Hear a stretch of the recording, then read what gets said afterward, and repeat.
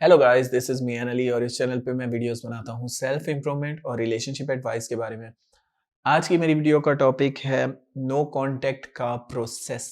No contact का क्या process होता है, इसके पीछे साइकोलॉजी क्या है। इस टॉपिक पे बात करने से पहले मैं कहूँगा प्लीज सब्सक्राइब कर दो मेरे चैनल को, ताकि आने वाली हर एक वीडियो आपकी हेल्प कर सके। और अगर आपके क्वेश्चन हो आप पूछ सकते हैं, इंस्टाग्राम पे लिंक जो है वो डिस्क्रिप्शन में है। सो नो कांटेक्ट का क्या प्रोसेस है और ये क्यों जरूरी है। सबसे पहले तो आप एक दूसरे को देखते नहीं हैं, एक दूसरे को मैसेज नहीं करते, एक दूसरे को कॉल नहीं करते, ये होता है नो कांटेक्ट का मतलब। नो कांटेक्ट का सिंपल मतलब ये होता है कि आप उनसे तब तक बात नहीं करेंगे जब तक वो आपसे बात नहीं करेंगे। वो खुद मैसेज करें, अगले दिन, 1 घंटे बाद, 2 दिन बाद, 2 हफ्ते बाद, 2 महीने बाद, वो करेंगे कांटेक्ट, आप उनसे कांटेक्ट नहीं करेंगे, ठीक है? सो पहली चीज़ तो इस चीज़ को दिमाग में रखें, ये कहलाता है नो कांटेक्ट रूल। वो आपसे मैसेज करें, जितना मैसेज करें आपको भी उनसे उतनी ही बात करनी है, ठीक है? एक तो इस चीज़ को समझें। दूसरा, इसके फ़ायदे क्या-क्या हैं? इसके फ़ायदे ये हैं कि पहले तो आप एक-दूसरे से बातचीत नहीं करेंगे, तो एक-दूसरे से दूर रहेंगे, तो वो जो नेगेटिविटी है, वो कम हो जाएगी, ठीक है? जितना आप इमोशनल रिलेशनशिप्स में, जितना आप आर्ग्यूमेंट करने की कोशिश करते हैं या बात करने की कोशिश करते हैं, उतना रिलेशनशिप खराब होता है। ये रिलेशनशिप साइकोलॉजी मैं आपको बता रहा हूँ, ठीक है? अगर आप कोई मैथ का सवाल हल कर रहे हैं, तो मे बी उसमें कोई रिजल्ट निकल आए आर्ग्यूमेंट करने से, ठीक है? आप कुछ और कह रहे हैं, आपका कुछ मेथड कुछ और है, आपके प्रोफेसर का कुछ मेथड कुछ और है, आप बहस कर रहे हैं, मे बी आप कुछ अच्छा रिजल्ट निकाल रहे हैं। साइंटिफिक टॉपिक पे आप इस तरह से बात कर सकते हैं।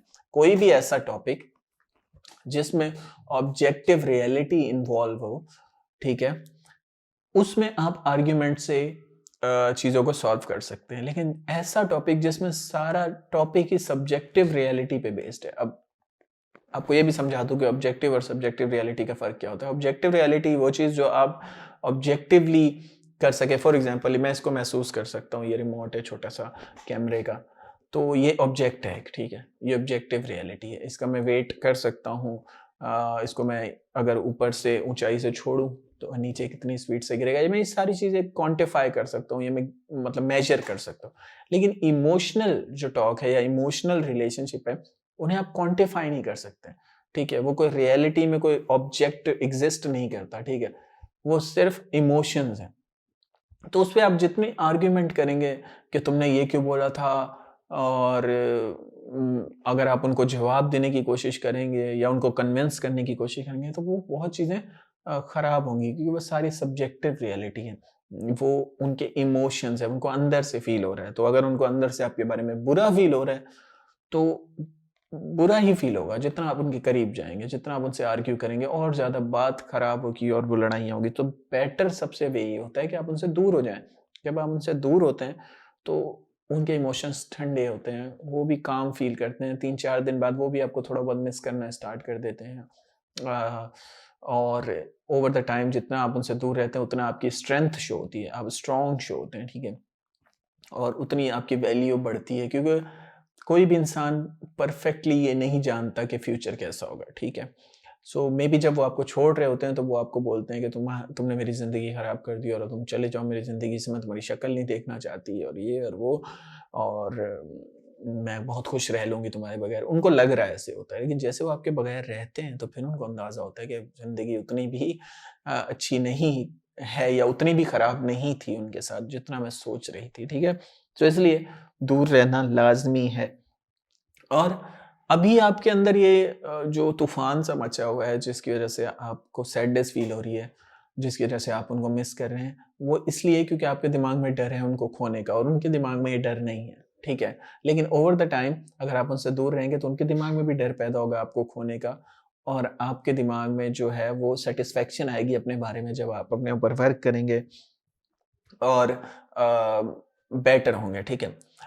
एक नो कॉन्टैक्ट का ये भी फ़ायदा है कि ये आपकी जो अट्रैक्शन है उसको और ज़्यादा फ़ॉल करने से बचाती है, ठीक है? कोई इंसान आपको नहीं चाहता ज़िंदगी में, और आप उसके और करीब जा रहे हैं, उसके पाँव में गिर रहे हैं, उसकी मिन्नतें कर रहे हैं, बेगिंग एंड प्लीडिंग कर रहे हैं, तो उससे आपकी अट्रैक्शन और कम हो जाती है और कम हो जाती है, और इन द एंड इतनी कम हो जाती है कि वो आपको ब्लॉक कर देते हैं।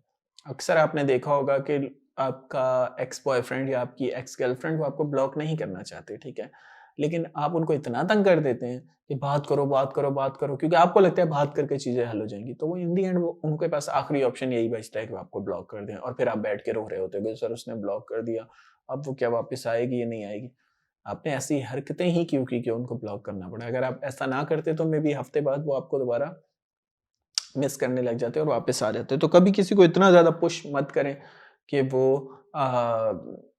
आपसे दूर चले जाएँ। इतना ज़्यादा इमोशंस शो मत करें और अपनी एक डायरेक्शन रखें ज़िंदगी में और उसी की तरफ बढ़ते रहें। मेन मकसद आपका कोई गोल होना चाहिए, मेन मकसद आपका रिलेशन नहीं होना चाहिए, ठीक है? रिलेशनशिप बहुत से आएँगे, बहुत से खत्म होंगे। ये पार्ट ऑफ द लाइफ है, ठीक है? बहुत सी चीज़ें आती हैं, चली जाती हैं। इसी तरह बहुत से लोग भी आते हैं, चले जाते हैं। तो ये पार्ट ऑफ द लाइफ है, ये आपका फ़ोकस नहीं होना चाहिए। फ़ोकस आपका कुछ और होना चाहिए। आपको कोई ऑफ़िसर बनना है, ठीक है? आपको क्रिकेटर बनना है, सिंगर बनना है, डॉक्टर बनना है, कुछ अचीव करना है अपने लिए, अपनी फैमिली के लिए, अपने आस-पास के लोगों के लिए, अपने नेबरहुड के लिए कुछ करना है, वो आपका मेन मकसद होना चाहिए। So that's it for today. Thanks for watching guys. You have a good day.